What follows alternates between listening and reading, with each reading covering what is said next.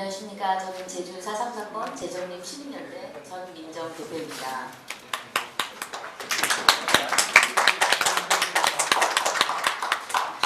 오늘 저는 4.3 특별법의 유연성에 관한 발표를 맡게 됐는데, 4.3 특별법은 2001년 제정되고 2021년 전부 개정되었습니다. 오늘 발표한 내용은 헌법재판소가 이 4.3 특별법에 관련해서 이미 결정한 바가 있는데 국가기관이 반헌법적 활동을 하고 있다는 것과 또 4.3 특별법의 정의, 특별재심, 보상규정 등이 왜 위헌인지, 그리고 4.3 당시 어떤 사건이었는지, 4.3 관련자들은 희생자 및 보상의 대상이 되어서는 안 되는 이유를 고찰해 보겠습니다. 먼저 4.3 특별법 무엇이 문제인가? 민중봉기 또는 통일운동은 사실이 아니고 이것은 북한의 주장입니다. 남한 좌파가 이 북한의 주장에 동조하여 하고 있고, 남한의 우파가 동조함으로써 이 북한의 주장이 남한의 공식 입장이 되어가고 있습니다. 정체성 부정은 헌법 파괴이고, 그다음에 반역자, 부역자를 희생자라며 보상하면 정의 파괴가 됩니다. 4.3 관련 기관 단체가 국가 예산으로 문화 파괴를 하고 있습니다. 역사와 정의, 문화가 파괴되고 있는데 견제하는 시스템은 작동하지 않고 있습니다. 4.3 관련해서 국가기관의 반헌법적 활동에 대해서 간단히 살펴보겠습니다. 첫 번째, 노무현 대통령께서 보고서를 작성할 당시에 이념을 떠나서 진보 학자들이 작성하라고 지시한 내용이 나옵니다. 이것은 보고서 작성 기획단 제12차 회의로 2003년 3월 25일에 기록된 것입니다. 양조은 당시 진상조사팀 수석 전문위원이 이데올로기적인 문제에서 벗어나서 다뤄야 한다. 이 대통령의 당선인의 말씀이었다는 겁니다. 헌법은 이념적 특성을 합니다. 따라서 자유민주적 기본 질서 등 이념을 떠나서 보고서를 작성하여서 반헌법적인 보고서가 된 것입니다. 다음으로 국회의 반헌법적인 활동을 살펴보면 4.3 특별법 제정 당시부터 정의 규정 등에서 이념을 뺐습니다. 공상폭동, 반란을 무력 충돌이라는 중립적인 개념을 사용해서 첫 단추부터가 잘못된 것입니다. 아까 발표하신 분들께서 다루신 부분들이 있어서 이 부분은 넘어가겠습니다. 다음으로 법원과 검찰, 그리고 법무부, 우리 사법체계에서 반헌법적인 활동에 대해서 말씀을 드리겠습니다. 헌법과 법률에 의해서 양심에 따라서, 양심이라는 것은 헌법과 법률의 법조인의 양심인데 재판을 해야 될 법관이 이념을 배제한 채 법을 적용한다든가, 또 오른쪽 왼쪽 따지지 않고 헌법 이념을 떠나서 4.3 재심 재판을 현재 제주지방법원에서 하고 있습니다. 4.3 수용자가 4천여 명이 됩니다. 그중에 현재까지 무죄가 난 수용자는 1,000여 명이 됩니다. 그리고 앞으로 이 4.3 수용자들이 제가 생각하건대는 거의 전원이 다 무죄가 될 것으로 보고 있습니다. 4천여 명이. 왜 그러느냐? 제주지방법원에서는 무죄를 명예회복으로 생각하고 있습니다. 그러면 이 문제에 대해서 피고 대한민국을 변호하는 검찰과 법무부는 불복을 해야 되는데 불복을 하지 않고 있습니다. 입법을 통해서 재판을 취소하는 것은 명백한 삼권 분립 위반입니다. 다음으로 4.3 보고서 특별법은 헌재 결정을 위반했는데 아까도 많이 언급해 주셔서 간단히 표해서 정리를 하자면, 헌법재판소 2001년 결정은 당시에 4.3 특별법이 위헌이다라는 취지로 헌법소원이 들어왔지만 자기 관련성 문제에 걸려서 가판을 시키면서도 이례적으로, 당시 헌법재판소에서 근무하셨던 분의 얘기입니다. 이례적으로 본안처럼 4.3 사건에 대해서 판단을 했다는 것이에요. 헌법재판소 결정문입니다. 그래서 사건 목적이 48년 50 총선거 저지라고 결정문에 나오는데 이것은 건국 반대 사건이다. 그런데 보고서에서는 이게 단정 반대, 마치 통일운동인 것처럼, 그 다음에 경찰과 서청의 탄압에 저항한다. 그래서 민중봉기로 바뀌었습니다. 그런데 더 문제인 것은 국회에서 특별법을 전부 개정하면서 사건 목적을 은폐합니다. 보고서에도 있는 사건 목적을 은폐해서 왜 4.3 일어났는지 나오지 않습니다. 사상 품격은 헌법재판소 결정문에는 공산폭동 내란으로 나오는데 보고서에서는 민중공기 통일운동으로 끌어가고 사상특별법 2021년 개정할 때는 무력 충돌이라는 중립적 개념을 사용합니다. 행위 주체인 남로당 이 헌법재판소에서는 명시가 되어 있는데 특별법을 개정할 당시에 남로당이 은폐가 됩니다. 누가 일으켰는지 알 수 없는 사건이 되어버렸어요. 다음. 그 다음에 헌법재판소에서 중요한 그 희생자 가이드라인을 제시를 합니다. 아까 말씀하셨듯이 핵심 간부, 중간 간부, 살인자, 방화자 등은 희생자에서 제외해야 한다. 이건 명예회복의 대상도 될 수 없다고 당시 결정을 합니다. 왜냐? 방어적 민주주의를 채택하는 우리 헌법에서는 자유를 파괴하는 자유까지는 없습니다. 자유를 공격한 자들은 보호를 해줄 수가 없는 것입니다. 그런데 4.3 특별법 전부 개정하면서 수용인도 포함이 돼서 헌재 기준이 반영이 되지 않습니다. 희생자 처우도 헌재에서 희생자를 결정할 당시에는 정치적인 명예회복만 가능했고 보상은 예정하지 않았습니다. 당시에. 그런데 특별법 개정하면서 명예회복 대상 전원을 법적인 희생자로 전환을 시킵니다. 정치적인 희생자와 법적인 희생자를 구분하지 않고 희생자를 모두 과거의 희생자를 선정을 했을 때는 범위를 넓혀놨어요. 명예회복 취지로. 그런데 이것을 전원 다 법적인 희생자로 만들면서 이제 보상의 길을 열어준 겁니다.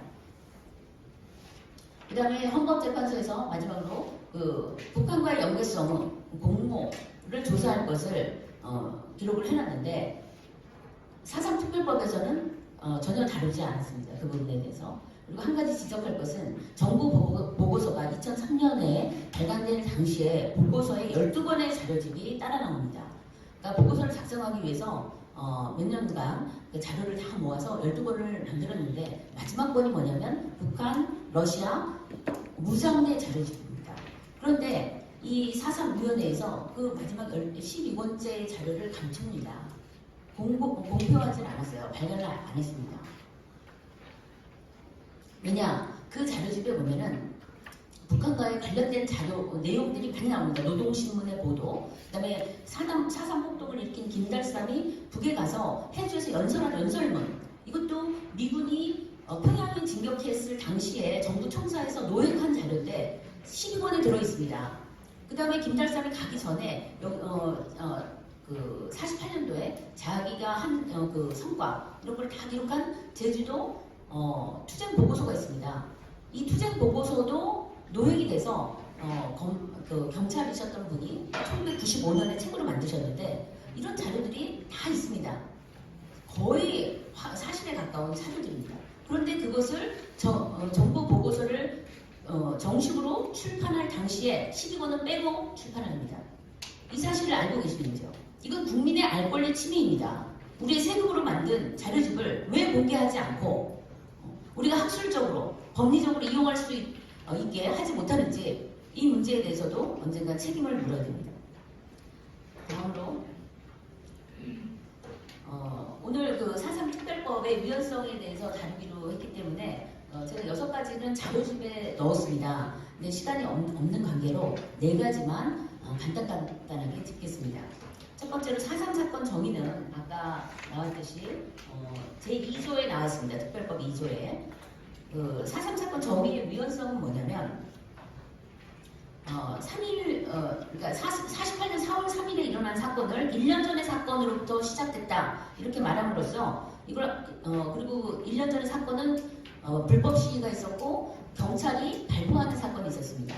그래서 이거를 민중항쟁으로 미화하려는 의도가 담겨져 있고 사건의 주체가 없습니다. 남로당의 공산폭동, 반란을 은폐하고 있고 그다음에 무력 충돌이라는 중립 개념을 써서 반역을 은폐하고 있습니다. 그다음에 남로당의 군경 및 주민 학살을 은폐하고 있습니다. 남로당에 의해서 1533명의 군경 우익 인사들이 학살당했습니다. 주민 희생을 전적으로 군경 책임으로 전가하고 있습니다. 정당한 진압을 그리고 강경하게 해야 되는 진압인데 이거를 탄압으로 인식하는 것은 남로당의 역사관입니다. 그래서 올바른 사건 정의는 어떻게 어떻게 해야 되느냐? 제안을 하자면 목적을 넣어서 제주 4.3 사건이란 50총선거를 방해하기 위해서 1948년 4월 3일 남로당이 일으킨 공산폭동으로서 57년 4월 2일 완전히 진압될 때까지 9년간 대한민국의 항적한 반란을 말한다. 이렇게 하고 한 가지 추가해야 될 것은 소련과 북한의 한반도 공상화 전략과 연계되어 이 부분은 연구가 필요합니다. 학자들의 연구가 필요합니다. 많이 연구를 해주세요. 그래서 이 내용도 담겨야 됩니다. 정리. 다음으로 희생자 규정은 제2조에 나오는데 희생자 규정에서 문제가 되는 부분은 행방불명된 사람 또 수용인들이 들어가 있습니다. 문제가 되는 규정이고 그 다음에 위원회 규정을 보시면 제5조에 나오는데 위원회는 국무총리 소속으로 희생자 및 유족을 심사 결정하는 역할을 합니다. 그런데 2조와 5조의 특별법 제2조 희생자 규정 5조 위원회 규정의 문제점이 뭐냐 희생자 선정의 기준이 없습니다. 그래서 뒤에서 조금 더 언급을 하겠지만 그래서 위원회에서 헌법상 부적격한 희생자를 양산하고 있습니다. 걸러지지가 않아요. 2001년 헌재가 제시한 가이드라인에 맞춰서 그 핵심 간부, 중간 간부, 또 살인자, 방화자들은 제외를 해야 됩니다. 헌법재판소 결정문인데 일단 명예회복이 불가하다고 당시에 결정한 것이 4개의 유형이 있습니다. 그럼 현재 시점에서 해석을 할 때 명예회복도 안 되는데 보상은 가능하겠습니까? 보상도 불가능한 겁니다. 그리고 명예회복이 가능한 것에서는 헌법재판소 재판관들의 의견이 나뉩니다. 다수 의견은 경미한 과오를 범한 자, 단순 비순자는 명예회복은 해주자. 소수 의견은 이것도 안 된다 했습니다. 그러면 이분들도 보상이 불가합니다. 그러면 정치적 희생자, 명예회복에 해당하는 정치적 희생자인데 보상이 가능한 법적인 희생자는 누가 가능하냐? 무고한 희생자야 가능한 것입니다. 규칙 사유가 없는 무고한 희생자. 이 부분이 전혀 특별법에는 반영되어 있지 않았습니다. 국회는 헌재에서 제시한 이 4개 유형을 희생자 선정에서 제외한다는 희생자 선정 기준을 법에 규정을 해서 위원회가 희생자를 선정하는 기준으로 삼게 했어야 했는데 지금까지 직무를 유기하고 있습니다. 제2조 희생자, 제5조 위원회 규정의 유연성을 정리를 하면은 포괄적 위임입법 금지 원칙을 위반했다. 희생자 선정을 위원회에다가 포괄적으로 위임했습니다. 마치 백지 위임한 거나 마찬가지입니다. 위원회가 정하는 사람들은 다 희생자가 되는 거예요. 법률에서는 구체적으로 범위를 정해서 위임을 해야 됩니다. 이렇게 포괄적으로 위임하게 되어 있지 않습니다. 그 다음에 간혹자 등을 희생자로 선정하고 있습니다. 지금 이건 대한민국의 정체성을 부정하는 것이고 이런 사람들, 부정적 희생자들이 엄청 많습니다. 지금 전체 희생자 수가 한 14,600명 정도인데 저는 개인적으로 70% 이상은 가짜의 부적격자일 가능성이 많다 생각하고 있습니다. 그 이유는 이따 말씀드리겠지만 그래서 이 부적격 희생자들에게 국민의 세금으로 보상을 하고 있습니다. 이건 우리의 재산권 침해입니다. 올바른 희생자 정의는 어떻게 해야 되느냐? 희생자란 제주 4.3 사건으로 인하여 무고하게, 이 무고하게라는 말이 들어가야 됩니다. 사망하거나 행방불명된 사람, 그 다음에 후유장애가 남아있고 수용자는 빼야 되겠죠. 그 다음에 위법행위에 가담하지 않은 자로서 제5조 제2항 2호에 따라 제주 4.3 사건의 희생자로 결정된 사람을 말한다. 이렇게 제안을 드리고 싶습니다. 4.3 희생자 현황을 말씀드리면 2023년 3월 현재 14,600명 정도 됩니다. 근데 문제는 뭐냐? 저는 작년에 끝난 줄 알았어요. 지금도 하고 있습니다. 희생자 심사를. 끝도 없어요. 목표가 한 3만 명 되는 것 같습니다.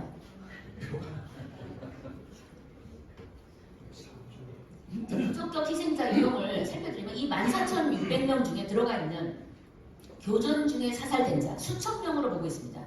이거는 국가기관에서 정확히 나중에 조사를 해봐야 될 걸로 보는데 교전 중에 사살이 된 건데 이걸 학살로 왜곡을 하고 있고 이 교전을 통해서 군경도 수백 명이 사망을 했습니다. 그 다음에 수용자가 4,092명입니다. 군사재판 수용자 2,530명, 일반재판 수용자 1,500명 정도 됩니다. 그럼 수용자는 전원 다 부적격 희생자 보고서와 보고서에서 처음에 군사재판은 불법이었다 이렇게 주장을 함으로써 계속 그렇게 생각을 하고 지금까지 입법이 추진되어 왔는데 지금에 와서 제주지방법원에서는 4.3 수용자들에게 무죄 판결을 하려다 보니까 어떻게 입장을 바꿨느냐? 군사재판은 적법했다. 지금 입장을 바꿔놨어요. 군사재판은 적법했습니다. 4,920명 희생자 될 수 없습니다. 행방불명자가 2,000여 명 정도 있습니다. 교도소에 수용됐다가 행방불명이 되거나 월북을 했거나 일본으로 갔거나 알 수 없습니다. 왜 이런 사람들이 그 행적을 알 수가 없는데 희생자가 되어야 하는지. 그다음 사형당한 자가 300여 명. 또 보증인이 없는 희생자가 있습니다. 2명 희생자가 되려면 2명의 보증인을 세워야 되는데 보증인이 없는 희생자. 그다음 자연사한 사람도 있다고 이성규 목사님께서는 사상을 오래 연구해 오신 이성규 목사님은 그 명단을 또 갖고 계세요. 제주 시민단체에서 파악한 부적격 희생자 명단이 지금 1,300여 명이 있습니다. 이 명단은 개인정보 문제 때문에 공개를 안고 있습니다. 그 시민단체에서. 그러나 각 그 마을마다 다 다니시면서 증언을 받고 그 좌파들이 쓴 책을 여기서 다 발췌를 해서 확보한 명단, 희생자가 절대 될 수 없는 1,300명이 명단이 있습니다. 이미 정부기관이나 국회, 헌재 이런 곳에서 요청을 하면 드릴 수 있다고 합니다. 이것을 참고하셔서 지금 이 희생자 14,600명인데 여기 전체적으로 보시면 거의 10,000명에 가까운 사람들은 저는 부적격자로 보고 있습니다. 제가 개인적인 의견일지는 모르겠지만 이 문제를 정말 검토를 해주셔서 반드시 조사해야 됩니다. 예를 들면 이원옥이라는 인민군 사령관이 희생자로 되어 있는데 이 사람은 어떤 사람이냐? 한라산에 4.3 당시 한라산에 입산을 한 뒤에 월북을 해가지고 북한군 7,000명을 끌고 인민군 사단장으로 남하에서 낙동강 전투에서 사망을 했습니다. 희생자로 되어 있습니다. 4.3 평화공원에 위패가 있습니다. 이걸 제주도에서 계속 문제 제기해서 행자부에서 과거에 제주도에 이거 다시 조사하자. 그런데 제주도에서 거부를 했습니다. 제주도는 치유의 법권입니까? 그리고 역대 남루나 이 폭도 사령관 1대가 김달상, 2대가 이덕구, 3대가 김미봉 이렇게 나가는데 김미봉이라는 사람도 희생자가 되어 있습니다. 지금 이덕구의 경우에는 처와 아들이 죽었다고 하는데 그 사람들도 희생자가 되어 있어. 그러면 희생자가 되면 이미 사망을 했기 때문에 못 받는데 지금 사상특별법은 얼마나 엉터리냐. 묘지를 돌봐주는 방대일조까지 9,000만 원을 받아갈 수 있습니다. 어떻게 국회에서 이런 법을 만들 수 있습니까? 희생자 보상의 전제 조건에 대해서 말씀을 드립니다. 첫째, 수용자 등 자유민주주의를 공격한 자는 희생자가 될 수 없습니다. 또 무고함이 증명되지 않은 행방불명자 등은 희생자가 될 수 없습니다. 희생자 기준을 정해서 정치적 희생자와 법적 희생자를 구분해서 재선정해야 합니다. 정치적 희생자는 보상의 대상이 되지 않습니다. 다음으로 희생자 보상 규정을 어떻게 개정을 할지 제안을 하자면 무고한 희생자에게 보상한다. 무고한이라는 문구를 넣어야 됩니다. 그리고 미사료가 아니라 위로 등을 고려해서 보상을 하는 겁니다. 그리고 수용 희생자로 결정된 사람은 삭제해야 됩니다. 이거 외에 이제 보도연맹이라든가 이게 집단 처형된 사례가 있는데 그런 경우에는 좌익 사범이 분명하지만 앞으로 얼마든지 또 변화할 수 있는 가능성이 있지만 당시 사정이 너무 급박해서 처형을 한 경우들이 있습니다. 이런 경우에는 장례비 정도 지원할 수 있지 않을까 그런 것들을 신설할 수도 있다고 봅니다. 특별재심, 직권재심에 대해서 말씀드리면 특별법 제14조에 특별재심이 있고 15조에 직권재심이 있습니다. 특별재심은 유죄 확정 판결을 청구받은 사람, 즉 일반재판 수용자를 말합니다. 1,500명 정도 됩니다. 사상은. 그 다음에 수용인 명부 등 관련 자료로서 위와 같은 사람으로 인정되는 사람, 군사재판 수용자입니다. 2,530명입니다. 토탈 한 4,000명 정도 되죠. 직권재심은 이 군사재판 수용자 48년도 12월, 49년도 7월 두 차례에 걸쳐서 군사재판을 받은 이 수용자들에게는 법률 서비스를 해주는 우리 법무부가 친절하게도 이 반역 세력에게 법률 서비스까지 해주는 직권재심을 조항이 15조에 있습니다. 이 두 조항은 결론적으로 말씀드리면 삭제해야 됩니다. 그러면 특별재심이 직권재심으로 4,092명의 수용자를 무죄 주려고 하는데 이게 과연 타당한 일인가? 4.3 당시 상황으로 돌아가서 4.3 수용인들이 어떤 사람들인지 먼저 살펴볼 필요가 있습니다. 1948년도에 제주도 인구는 28만에서 30만 정도로 봅니다. 그런데 미군정 보고서에 따르면 제주도 인구의 60에서 80%가 좌익분자들이었다. 물론 엉뚱한 성향도 있었겠지만 어쨌든 좌익이었다는 뜻이에요. 그러면 30만 명 중에 21만 명이 남로당이었다고 보시면 됩니다. 미군정 보고서 48년 7월 1일에 작성된 것인데 당시 주민의 6만에서 7만여 명이 남로당에 실제 가입한 것으로 추정된다. 이렇게 되어 있습니다. 미군정 브라운 대령 보고서인데 저희 제주 4.3 사건 정부 보고서 자료집 9권에는 이것을 6천에서 7천 명으로 축소 번역해놨습니다. 이 의도적인 건지 너무 궁금합니다.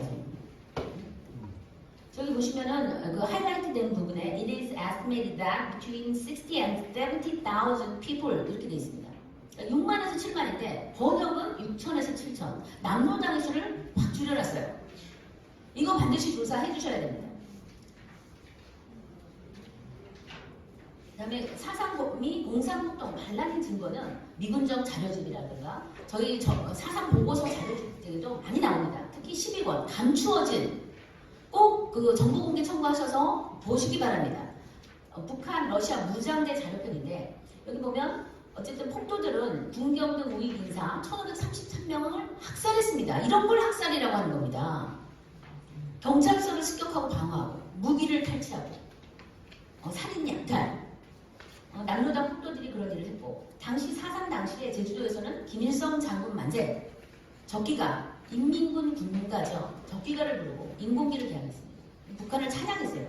그리고 제주도민이 52,350명이 북한 선거에 참여합니다. 8월달에 황해도 해주에서 해주 인민 대회가 열립니다. 그때 52,350명의 표를 가지고 4.3 폭동을 일으킨 김덕구가 월북을 합니다. 이거는 이제 미군 압수 문서에서 나온 자료입니다.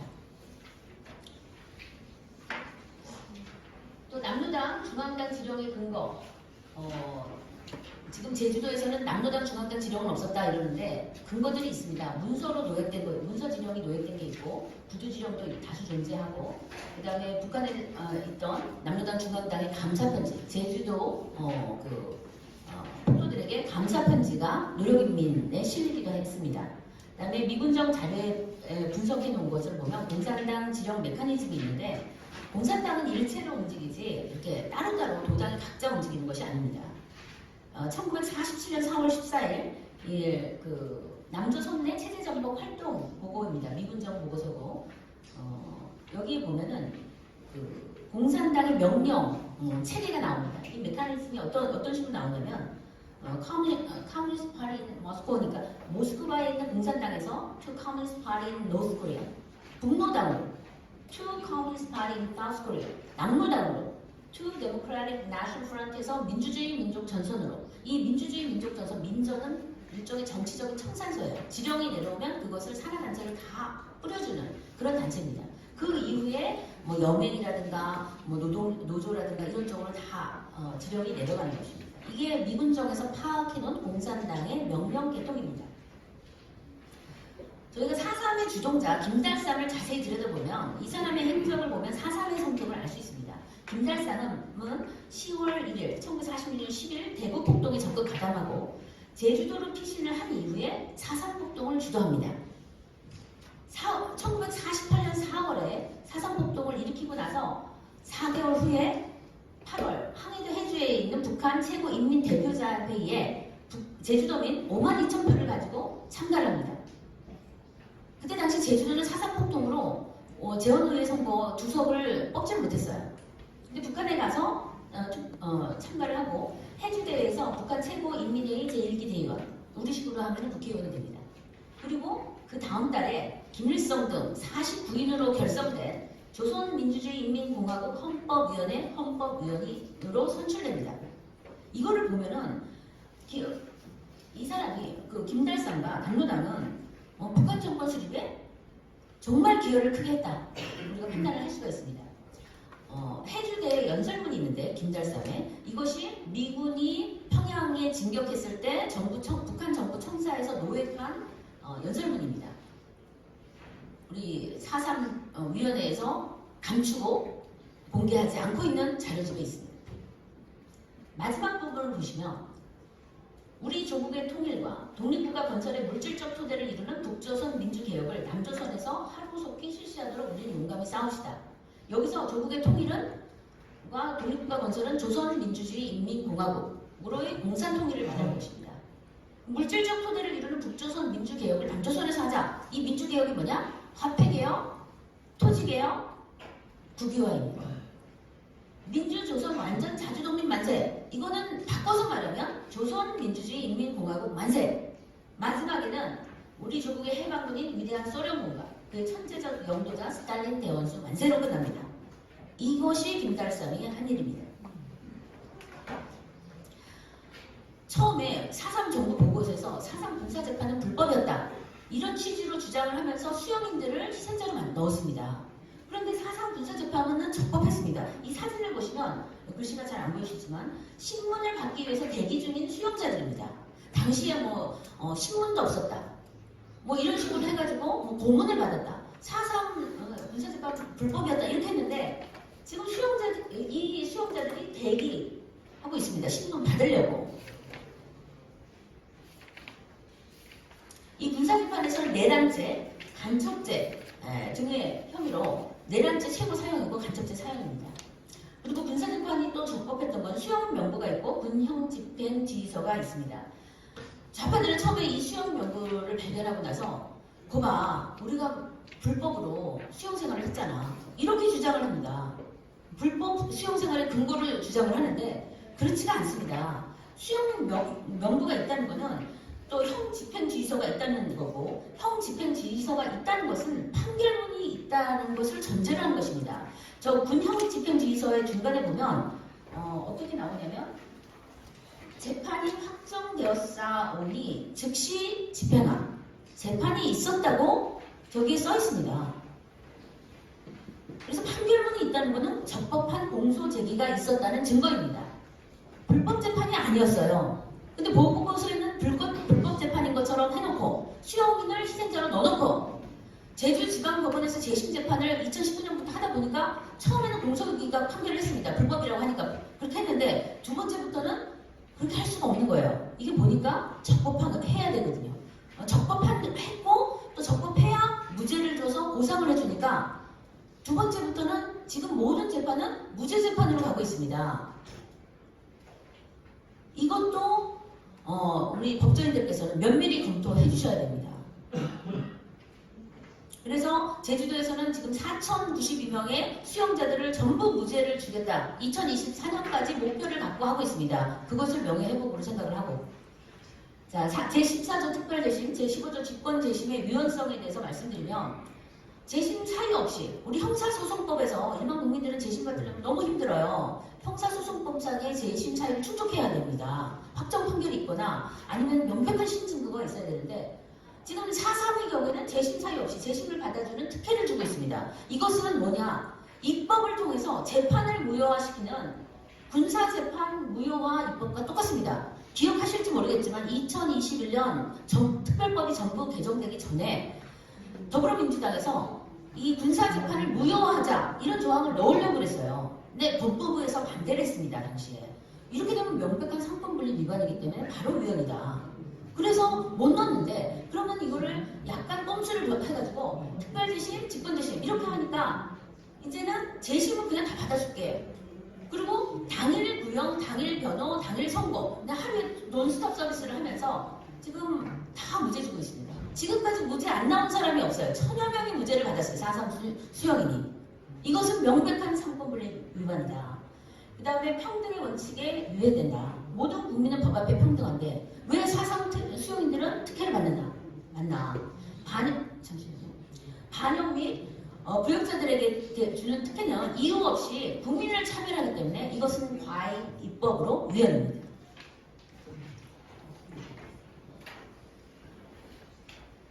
이 사상수적인 재심 재판의 위법성은 이 재심 재판이 굉장히 복잡합니다. 자료집에 나름대로 넣으려고 해서 자료를 넣어놨으니까 읽어보시기를 바랍니다. 제가 이걸 설명을 해드리려면 한 2시간 이상의 시간이 필요하기 때문에 간단히 힌트를 드리면 지금 제주도에서 있는 재심 재판은 1차, 2차, 3차로 나눠진다고 보시면 됩니다. 첫 번째 공소기각 판결, 두 번째부터는 군사재판은 적법했다. 처음엔 불법이어서 공소기각 판결로 해가지고 18명의 생존 수용인이 53억 4천여를 고액의 형사보상을 받아갑니다. 검찰이 불법을 안 했어요. 법무부도 불법을 안 했어요. 저희가 그래서 법무부 장관, 당시 법무부 장관 검찰을 고발했는데 검찰하고 제하고 헌재까지 가서 각하됐습니다. 그러나 이 싸움은 멈추지 않을 겁니다. 왜 불법을 안 하는 겁니까? 그리고 이 두 번째 재판부터는 군사 재판은 이제 적법했다. 그러면서 다 무죄를 주는 쪽으로 가고 있습니다. 아마 저희가 고발을 했기 때문에 그런 건지 저희는 잘 모르겠지만 어쨌든 분명히 자기 모순에 빠져 있습니다. 제주지방법원은 변호사분들 또 학자분들께서 이 부분을 들여다보시면 뭔가 저들이 놓치고 있는 굉장히 큰 구멍이 있을 거라고 봅니다. 그래서 이거는 자료집을 참고해 주시고요. 4.3 특별법의 위헌성을 이제 정리를 해드리면 첫 번째 자유민주적 기본 질서를 침해해서 인민민주주의를 지향한 공산폭동 반란을 보호하는 것은 자유민주적 기본 질서를 침해하는 것입니다. 두 번째는 상권 분립 위반. 아까 말씀드렸듯이 특별재심, 직권재심 규정은 입법으로 재판을 무효화시키는 효과를 가져오고 있습니다. 이것은 명백한 상권 분립 위반입니다. 국가의 정체성 또 계속성 침해는 반체제적, 반헌법적인 정체성을 받아들이면 점차 국가의 정체성이 변질이 돼서 결국 국가가 소멸될 수 있습니다. 그리고 국민주권 침해는 자유민주적 기본질서, 대한민국의 정체성은 대통령이나 국회의 이런 대의기관이 결정하는 것이 아니라 주권자 국민이 직접 결정하는 헌법의 핵심 가치입니다. 반체제적이고 반헌법적인 4.3 특별법은 국민을 무시한 입법을 한 것이고 헌법 이념을 무시한 국가 행위는 헌법 이념을 결단한 주권자의 권리를 침해한 것입니다. 이것은 명백한 국민주권 침해입니다. 평등권 재산권 침해, 재심 사유 없이 재심을 해주고 또 무죄를 만들어서 보상까지 해주는 것은 국민의 평등권, 재산권을 침해하고 있다. 이와 같은 헌법 가치들이 훼손됨으로써 국민의 행복 추구권도 침해받고 있다. 입니다. 저희가 2021년 4.3 특별법이 국회에 통과되고 당시 여야 합의로 통과됐습니다. 국민의힘 의원 5분만이 반대해 주셨어요. 5분만. 양심 있게, 용기 있게 반대하셨습니다. 저희는 5월 10일을 기점으로 해서 헌법소원 심판 청구를 했습니다. 4.3 특별법은 위헌이다. 그래서 2021년 7월 6일 전원재판부에 회부되어 현재 재판이 진행 중입니다. 이 헌법소원을 청구한 분들은 4.3 유족 5분 정도, 이성경 목사님, 그리고 단체로서는 제주 4.3 사건 재정립 시민연대가 참여하고 있습니다. 그래서 결론을 말씀드리면 시간이 좀 길어져서 죄송합니다. 헌법재판소는 4.3 특별법을 위헌 결정하여 모든 국가기관의 헌법 파괴 행위를 중단시키고 국가와 국민의 기본권을 보호해야 합니다. 감사합니다.